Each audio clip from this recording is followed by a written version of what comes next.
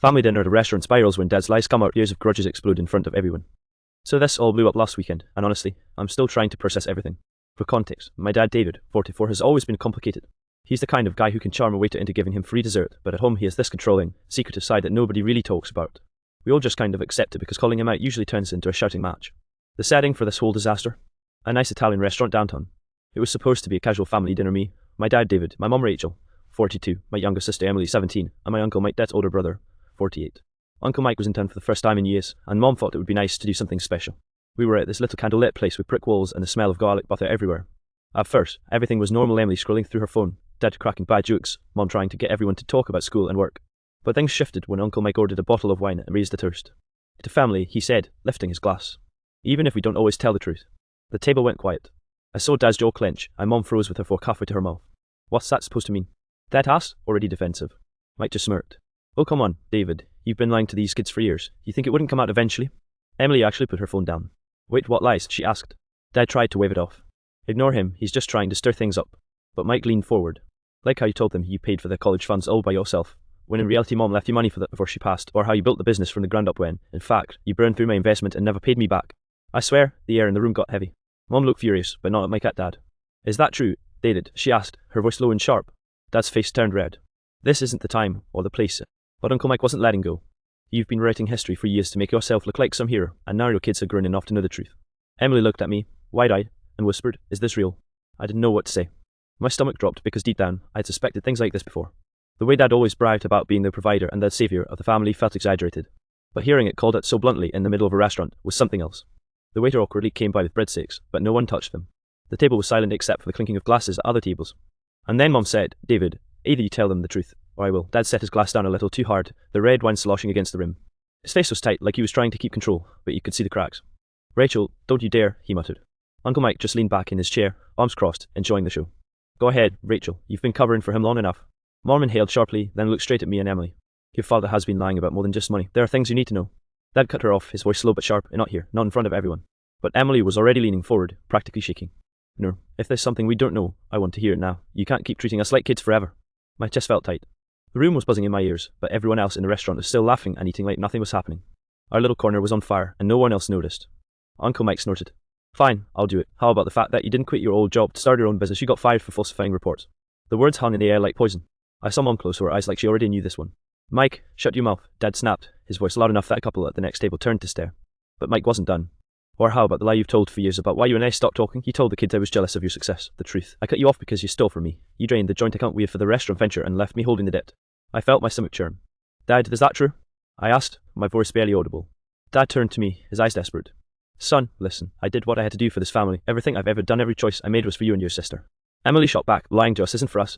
Her voice cracked, and a couple waiters glanced over nervously. Mom finally spoke again, her tone cold and steady. David, I've covered for you for years because I didn't want to destroy this family, but I can't keep living like this. They deserve the truth. Dad ran his hand over his face, looking cornered. You don't understand, he muttered.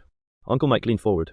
No, David, you don't understand. You've been holding grudges, writing history, and pretending you're the victim when you're the one who burned every bridge you ever had. The tension was unbearable. Emily started crying quietly, trying to hide it behind her hair. I felt the strange mix of anger and pity. I wanted to scream at Dad, but at the same time, seeing him unravel like this was terrifying. Finally, Dad slammed his palm on the table.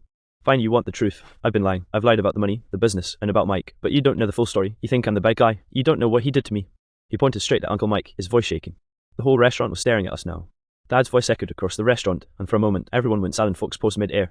The background hum of chatter disappeared. You think I'm the villain? Dad said, his hands trembling slightly as he gripped the edge of the table. You don't know what Mike did to me. I didn't just take your money, I borrowed it because he left me with nothing. He ruined my credit, sabotaged my old job, and then had the audacity to act like I'm the problem. Uncle Mike didn't flinch. He just leaned back, folding his arms, smirking.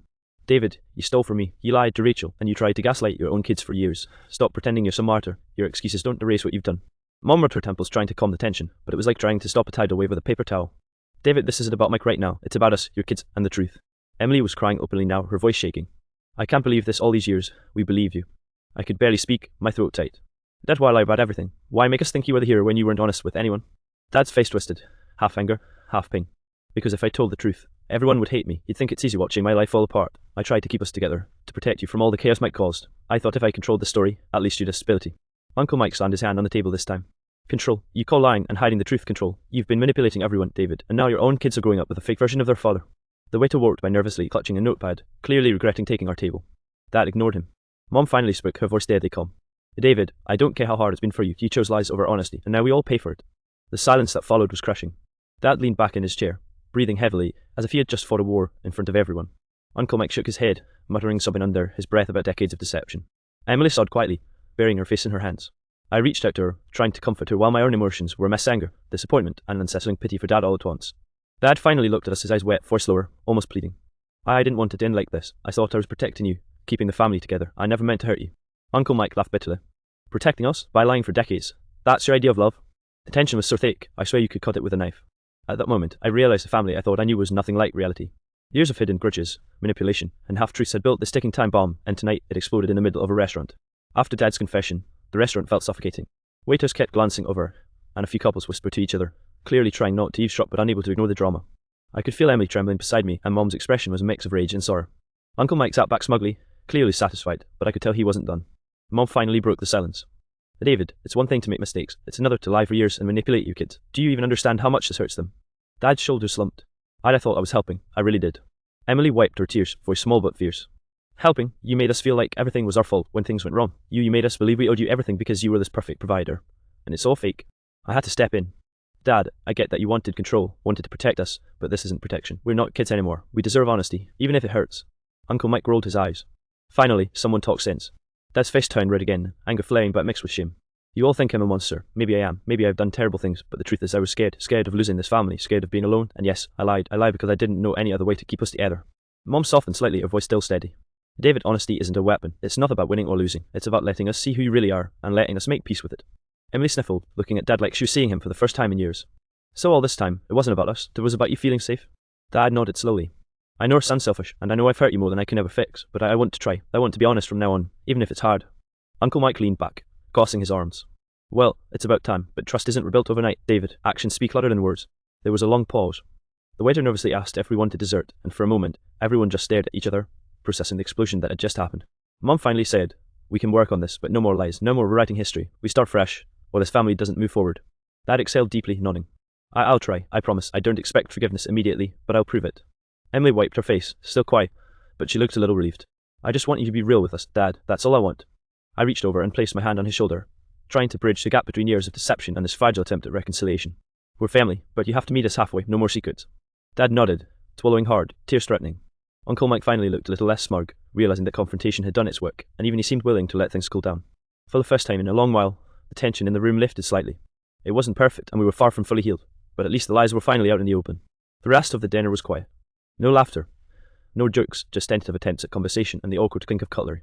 But for once, it felt like the first step toward honesty and maybe forgiveness. The next few days were tense. At first, we didn't talk much about what happened at the restaurant. Emily kept to her room, scrolling endlessly through her phone. Mom tried to manage the house like nothing had happened, but I could see the stress etched into her face. And Dad, he was quieter than usual, walking around like he was carrying the weight of 100 mistakes. I decided to confront him directly one evening while he was in the garage tinkering with his old motorcycle. Dad, about the restaurant, I started carefully. He looked up, wiping his greasy hands on a rag. I know I messed up, son. I know I did. I didn't know how to stop lying once I started. It became easier than telling the truth. I took a deep breath. But you've hurt us, Emily, Mom, even yourself in some ways. You've built all this deception. How do you even start to fix it? Dad leaned against the workbench, eyes tested. I don't know. I've been thinking about that non-stop. I've already tried talking, but I know words aren't enough. I have to prove it every single day. The next weekend, Dad suggested we all go out for lunch, small, low-key. Just the 5 of us at a diner he used to love before all the lies and grudges. Emily rolled her eyes but agreed. Mom was hesitant, but she came too. Uncle Mike surprisingly declined. He said he had better things to do than relive family drama, which, honestly, felt like progress in its own weird way. At the diner, Dad was different. He didn't brag or try to be funny. He just listened. He asked about Emily's school project, Mom's work, and my new job without inserting himself as the hero of the story. Small things, but they mattered. Emily cautiously asked, so no more secrets? Dad shook his head, a faint smile breaking through.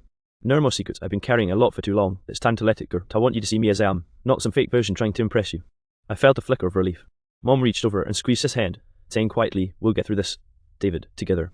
The rest of the meal was awkward at times, but it was honest. For the first time in years, I didn't feel like Dad was a puzzle we couldn't solve. He was just him. Flawed, yes, but willing to try. Later that evening, as we drove home, Emily leaned her head against the car window and whispered, I still don't know if I can fully trust him yet. I nodded. Me neither, but at least we know the truth now, and sometimes truth is the first step toward healing. Dad was quiet in the back seat, staring out the window. I caught him murmuring something, maybe a promise to himself, maybe a prayer. Either way, I think he finally understood that rebuilding trust wasn't about excuses or manipulation, it was about honesty, even when it hurt. That night, I realized that grudges don't disappear overnight. They linger, gnawing at family bonds. But maybe, just maybe, with patience and truth, they could fade enough for forgiveness to start. Over the next few weeks, things slowly began to change. It wasn't dramatic, and there were still tense moments, but Dad was making an effort. He started small checking in on Emily's homework, asking Mom about her day, even sitting down with me to talk about my work. No grand gestures, no trying to impress anyone, just honesty. One evening, Dad suggested we all have a family game night at home. Emily groaned, but Mom and I agreed. I wasn't sure if it would help, but I figured it was a safe, low-pressure way to start rebuilding connections. Dad showed up with a dusty old board game from the closet. Found this relic, he said, trying to lighten the mood. Thought we could, just be normal for an evening. Emily shot him a skeptical look, but she joined anyway. And slowly, the tension melted a bit. We laughed when Dad misread the rules, groaned when he beat us unfairly at dice, and argued playfully over trivia questions. It wasn't just fun, it was different. No lies, no hidden agendas. Just family. I caught Mom watching Dad with a soft smile, and for a second, it looked like maybe she was letting go some of the resentment she'd been carrying. Later that night, after Emily went to bed, Dad and I sat on the porch with coffee. I know I can't erase what I did, he said quietly. But I want to try. I want you and Emily to remember me as someone who made mistakes but tried to fix them. I nodded. We see that, Dad. It's going to take time, and yeah, trust is fragile, but at least you're making the effort. He sighed. I never realised how much a long-held grudge can eat away at a person. I was so busy thinking about my own pain that I didn't see how much I was hurting all of you. I get it, I said. And honestly, it's kind of a relief to finally know the truth. Even though it hurt, it's better than living with the lies. Dad smiled faintly. Yeah, better the hard truth than a comfortable lie. I just hope I can prove it to you. The next day, he surprised Emily by taking her to a local volunteer event she'd mentioned wanting to join. For the first time, she seemed genuinely excited about spending time with him. Later, he called Mom to thank her for supporting him, and even Uncle Mike noticed a change, though he still gave Dad side-eye when they ran into each other at a coffee shop. It wasn't perfect. There were moments when old habits crept in, a little defensiveness here, a half-truth there. But each time, Dad caught himself and corrected it. It was like watching a person learn to walk again after stumbling for years, clumsy, awkward, but moving forward. By the end of the month, the family dynamic felt different. We weren't perfect, and the past couldn't be erased, but for the first time, it felt like Dad was genuinely part of the family in a real way, not just the version he crafted for us through lies. Sitting in the living room one night, Mom, Emily, and I watched Dad assembling a model airplane with concentration and quiet pride. And I realised sometimes long-held grudges don't vanish instantly, but honesty, effort, and a little patience can start to mend what was broken. The weeks turned into months, and gradually the tension that had haunted our family began to ease. Dad wasn't perfect, he still got defensive sometimes, and old grudges flared up briefly, but the lies that had shadowed our lives were gone, and with them came a strange kind of freedom. One Saturday, Dad suggested we all go back to that same Italian restaurant where the confrontation had happened. I admit I was nervous, the memory of that night was still raw. Emily groaned, but Mom agreed, seeing it as a symbolic step forward. When we arrived, Dad didn't try to impress anyone or tell stories about his heroic past. He simply smiled and asked what we wanted to eat. No exaggeration, no manipulation, just normal conversation. It felt surreal after years of tension. During the meal, Emily hesitated for a moment, then said quietly, Dad, I just want you to know I forgive you. I can't forget, but I want to try. Dad looked genuinely surprised. You do? Emily nodded. Yeah, I want to believe people can change, even if it's hard. I added, me too, Dad. We're willing to give this a shot, but you have to keep being honest. Dad swallowed and nodded, emotions flickering across his face. I promise, no more lies, no more pretending. I'll earn your trust back, step by step. Uncle Mike wasn't there this time, but somehow, that didn't matter. Mom squeezed Dad's hand and whispered, I've been waiting to hear that for years. After dinner, we walked along the nearby riverfront, a cool breeze blowing and carrying the faint smell of baked bread and pasta from the restaurant.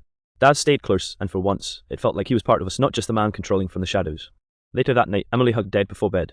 Thanks for being honest for real this time, she said softly. Dad held her close. Thank you for giving me a chance, even after everything. I realised that night that the long-held grudges we carried had shaped us in ways we didn't always see. But facing the lies, confronting them, and choosing honesty had begun to break the cycle. The family wasn't perfect, and there would still be tough moments, but now we had a foundation built on truth. A few weeks later, Dad even invited Uncle Mike over. The conversation was tense at first, but surprisingly, it ended without yelling. Dad admitted his mistakes, and Uncle Mike admitted some of his own bitterness. It wasn't forgiveness overnight, but it was progress. As I lay in bed that night, I thought about how fragile families can be when secrets and lies fester. But I also realised how resilient we are when people choose honesty, even if it comes late. For once, I felt like our family could breathe again. The grudges weren't gone entirely, but for the first time, they didn't define us. And Dad, he was finally walking toward being the father we deserved, not the version of him he had created in lies. It was messy. It was hard. But it was real. And sometimes, that's all a family really needs.